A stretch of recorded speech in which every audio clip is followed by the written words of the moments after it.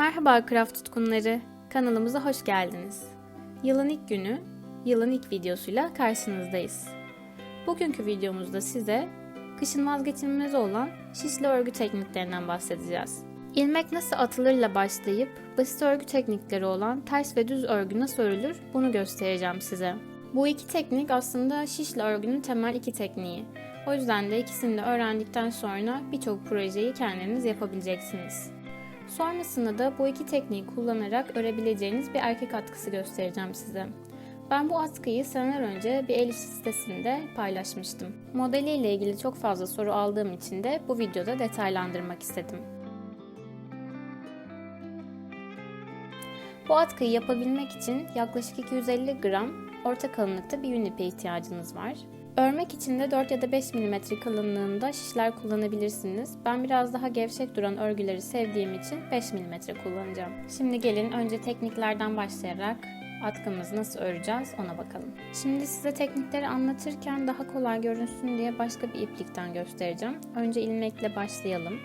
Herkesin kendine göre bir ilmek atma tarzı olabiliyor. Ben kendi bildiğimi göstereceğim açıkçası. Farklı teknikler görebilirsiniz. Öncelikle ne kadar ilmek atacaksam onu hesaplayarak ipin sonundan biraz iplik bırakıyorum. Bunu tamamen göz kararı yapabilirsiniz. Sonrasında da belirlediğim noktadan ipi şişin üzerine yerleştiriyorum. İpin bir ucunu baş parmağıma, diğer ucunu da işaret parmağıma geçiriyorum. Yerleştirdikten sonra önce şişimi baş parmağımda oluşturduğum yuvarlağın içerisinden geçiriyorum. Sonra işaret parmağımdakinden, sonra da tekrar baş parmağımdakinden geçirip ilmeğimi atıyorum. Ve bu şekilde diğer ilmeklerimi atmaya devam ediyorum. Bunu örnek olarak yaptığım için 10 tane ilmek atacağım.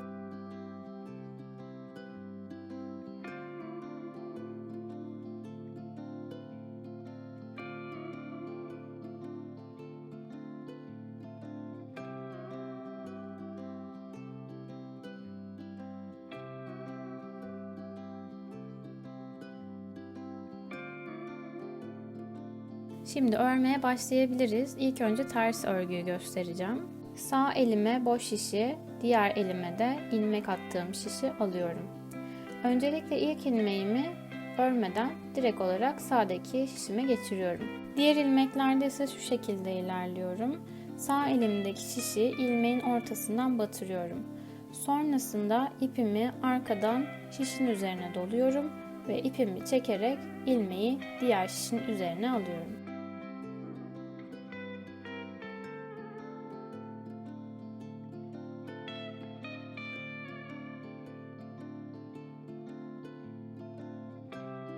Bu arada ilmekler sıkıysa ilk sırayı örmek her zaman daha zordur. O yüzden ilk sıradan kesinlikle pes etmeyin.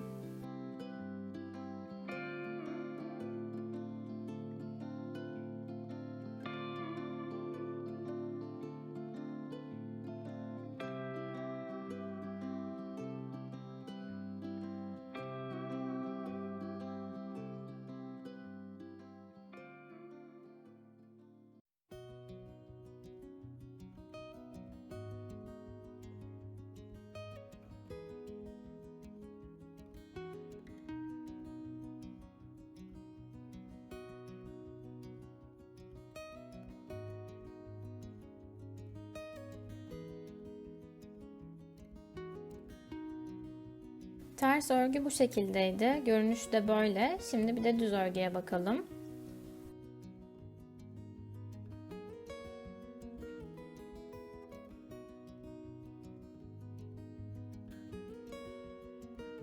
İlk ilmeğimi yine örmeden alıyorum. Bu sefer sağ şişimi önden değil de ilmeğin arkasından geçiriyorum. Ve arkadan ipi üzerine doluyorum ve tekrar ipi çekerek diğer şişin üzerine ilmeği alıyorum. Tabi düz örerken terse göre ip hep arkada kalacak.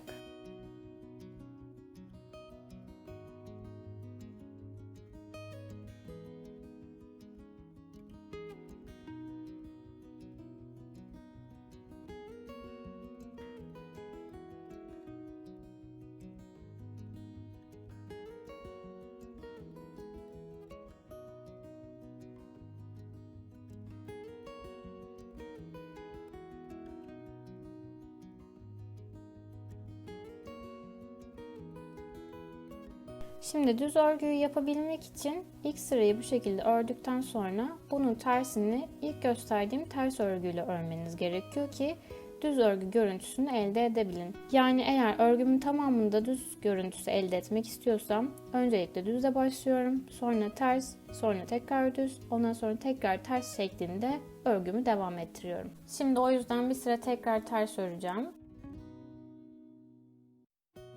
Gördüğünüz gibi bir sıra tersi de tamamladıktan sonra önden görüntüsü bu şekilde oluyor. Bu görüntünün devamlılığını sağlayabilmek için şimdi düz, sonra tekrar ters örerek bu şekilde devam etmem lazım. Tekniklerimizi öğrendiysek şimdi atkımızı örmeye başlayabiliriz.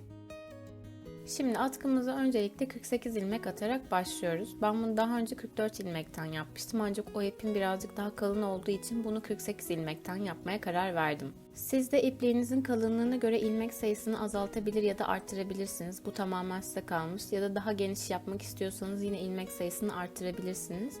Ancak ilmek sayısının mutlaka 4'ün katları olduğuna dikkat edin. Şimdi bunun da nedenini birazdan modeli anlatırken söyleyeceğim.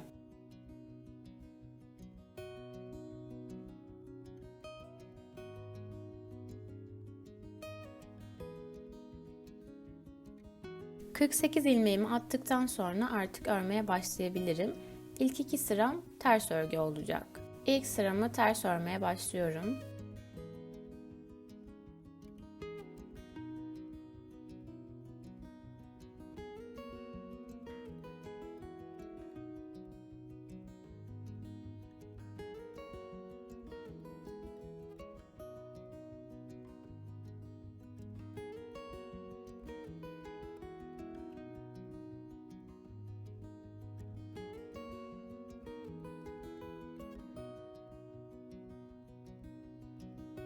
İlk sıra ters örgüyü tamamladım. Şimdi ikinci sırada da yine ters örüyorum.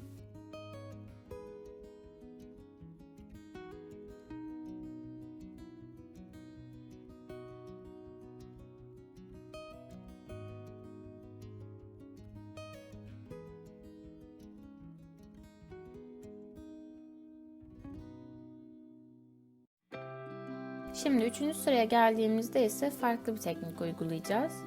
Öncelikle 2 ters yapacağım, sonra 2 düz, sonra tekrar 2 ters, sonra tekrar 2 düz.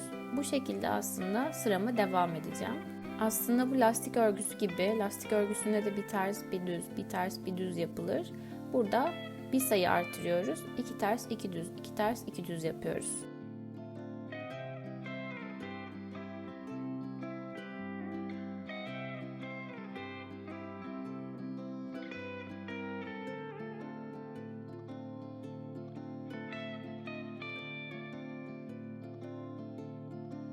Sadece bunu yaparken dikkat etmeniz gereken bir nokta, ters örgüde ip önden geliyor, düz örgüde ise ip arkadan geliyor.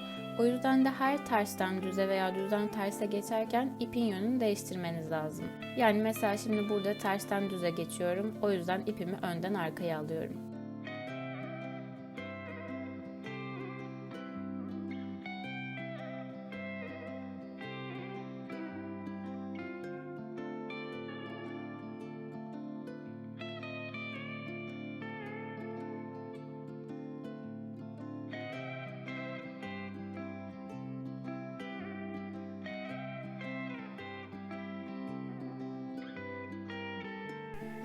Dördüncü sırama geçtiğimde de yine üçüncü sıradaki tekniği uyguluyorum. 2 ters, 2 düz, 2 ters, 2 düz.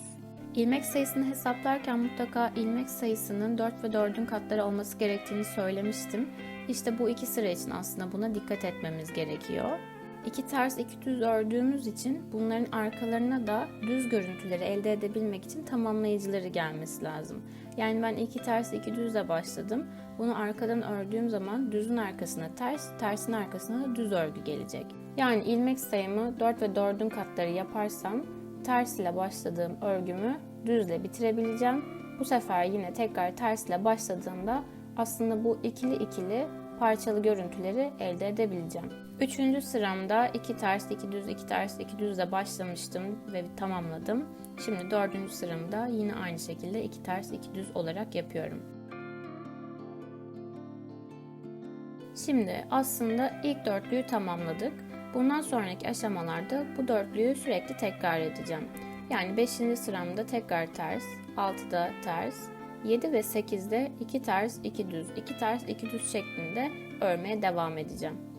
Yani bu örgüde mutlaka dikkat etmeniz gereken şeylerden bir tanesi ilmek sayısının mutlaka 4 ve 4'ün katları olması gerektiği, ikincisi de bu 4 sıra örme tekniğini sürekli tekrar etmek.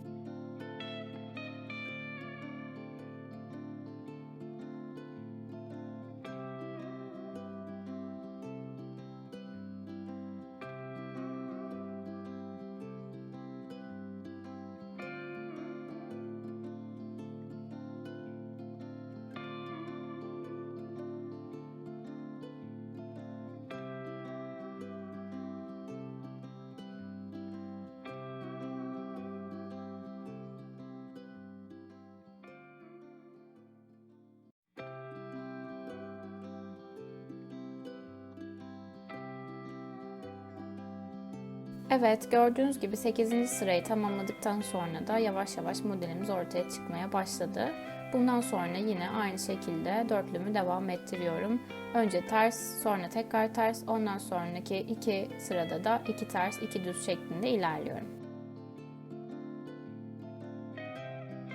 Evet, benim atkım bitmedi ama ben size son durumu göstermek istedim. Modeli bu şekilde çıkacak. Uzunluğu da tamamen size kalmış. Ne kadar uzatmak istiyorsanız o kadar uzatabilirsiniz. Sadece bu birazcık ipinizin miktarını değiştirecektir. Ben 250 gram ipe ihtiyacımız olacak derken ortalama bir atkı boyunu düşünerek hesaplamıştım. Umarım şiş ile örgünün basit teknikleri ve atkı yapımı ile ilgili tüm sorularınıza bu videoda cevap bulabilirsiniz. Daha fazla iletişimde olmak için bizi Instagram hesabımızdan takip etmeyi ve kanalımıza abone olmayı lütfen unutmayın. Bir sonraki videoda görüşmek üzere.